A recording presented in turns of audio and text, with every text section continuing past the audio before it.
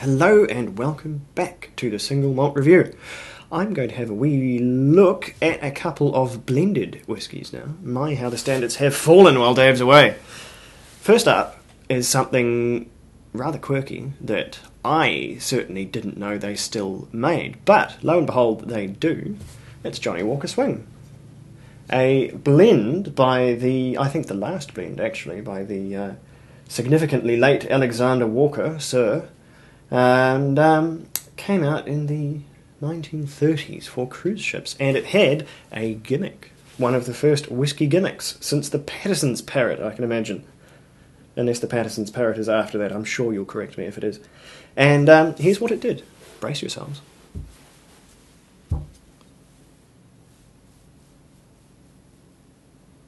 I'll give you a moment to get back on your seats. Or shall we see it one more time? Johnnie Walker Swing, ladies and gentlemen. Now, keep in mind, this was the 1930s. This was before the power of PlayStation. So the idea was that would sit on your bar in the cruise ship, and as the ship rocked, it would go, "Choose me," I suppose was the intention.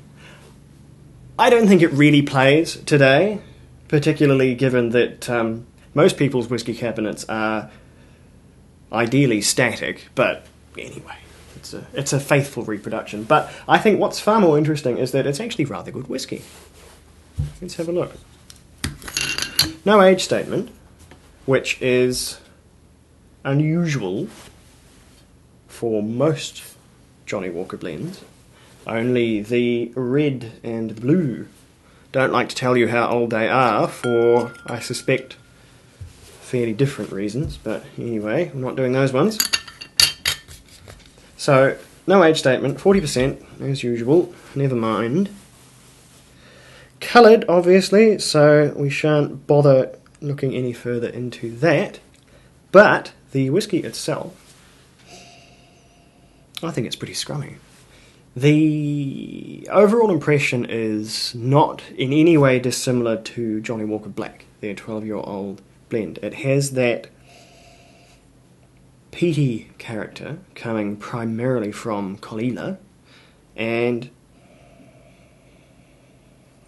I think where it differs is in the soft fruity qualities are just, I think, a bit richer, smoother and more complicated in this one, whereas the black label is fairly dry, and where it is sweet, it's more of a malty sweetness than a fruity sweetness. This has some really good, you'd probably call them space-ID characteristics, but anyway. So as a blend, it's difficult to really pick out totally individual flavours on their own like you can with a single malt. Blends being this sort of cacophony of blended malts and grains, the individual flavours are a bit more indistinct, but what you can say is it is significantly peaty, such as that's one of the first aromas you really get off it, and then these good ripe fruits, sort of red-skinned apples and good ripe stone fruit aren't far behind. And the malt is there in the form of a sort of quite a honeyed sweetness, quite a dark malt, bush as opposed to clover. But anyway, let's see.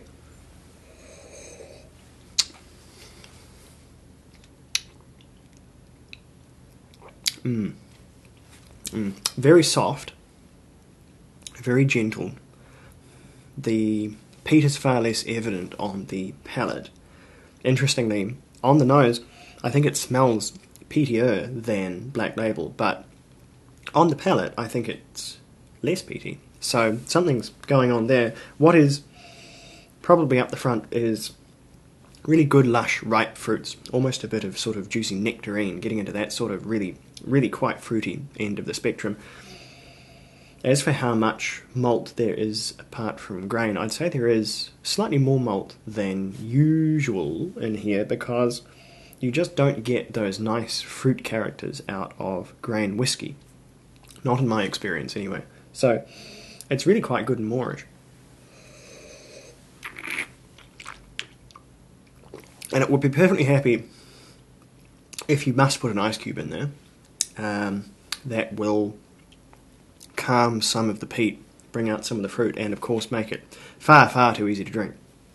So if you plan on having a great deal, then why not? But I think it's perfectly good on its own. I won't bother putting any water in because at 40% that's just too low, and the risk of killing it is far too high. There's really not much to be gained by putting water in 40% whiskies, particularly if they're interesting 40% whiskies, which this is.